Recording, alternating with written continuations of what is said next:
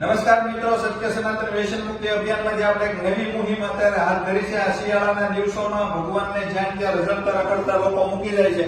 આ તમે જોઈ શકો છો, શ્રીનાથજી બાવા છે, આ બે ખોડિયાર માતાજીના ફોટા છે. ત્યાર પછી આ આપણે કૃષ્ણ ભજન હનુમાનજી મહારાજના બે ફોટા છે. આ બે ફોટા રામદેવજી મહારાજના છે, રામદેવ પીર. પછી આ નવગ્રહ છે. ધર્મગુરુઓને આપણે બે ત્રણ વિડીયોમાં કીધું છે કે ભાઈ તમે આનો ઉકેલ શું હોય છે, કે આને કઈ રીતે દફન વિધિ કરાય, અગ્નિ અપાય કે જળમાં પધરાવાય, આનું વિસર્જન કરવા માટે તો હજી કોઈ જવાબ આપ્યો નથી.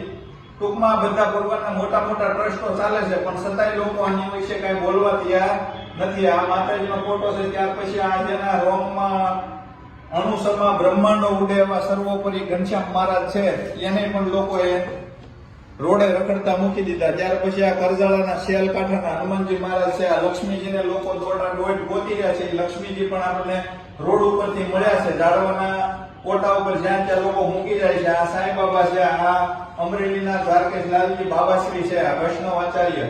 ત્યાર પછી આ ફરી બીજા સાંઈ બાબા, આ દેવોનો દેવ મહાદેવ, આ બધા ભગવાનના મોટા મોટા પ્રશ્નો ચાલે છે, પણ લોકોને ખબર નથી કે આ જૂના ફોટા થાય ત્યારે આનું શું કરાય.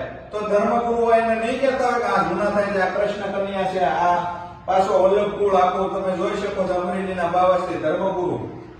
ત્યાર પછી આ ભજનદાસ બાબા આપણે બગદાણા અને આટે સમા કરી ઝાંકી કરું, અને આ બીએપીએસ સ્વામિનારાયણ મંદિરની પૂજા છે.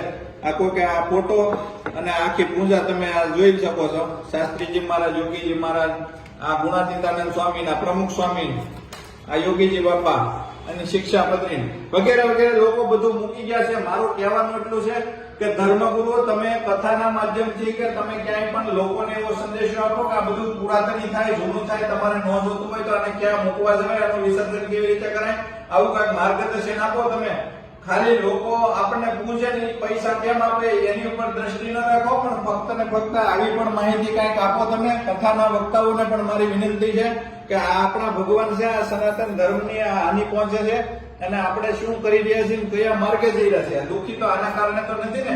આ અખિલ બ્રહ્માંડના માલિકો છે, આ દુઃખી પણ કરી શકે ને સુખી પણ કરી શકે. તો ખાસ દરેક લોકો, આ દેવી દેવતાઓ આપણા છે, હિન્દુ ધર્મના છે, વિડીયોને દરેક લોકો સુધી શેર કરી અને દરેક 18 વર્ગના લોકો સુધી પહોંચાડી દીધો. તમામના ભગવાન છે, કોઈ એવું ન કે અમારા ભગવાન આમાં નથી.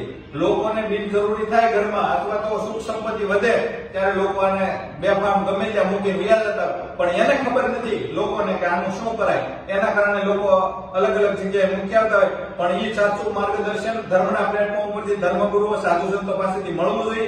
એને નથી મળી રહ્યું, એના કારણે આ દિશા થઈ છે. એટલે ખાસ દરેક લોકો સુધી આ વિડીયો પહોંચાડી દો. અસ્તુ, ધન્યવાદ. જય હિન્દ, જય ભારત, જય સનાતન.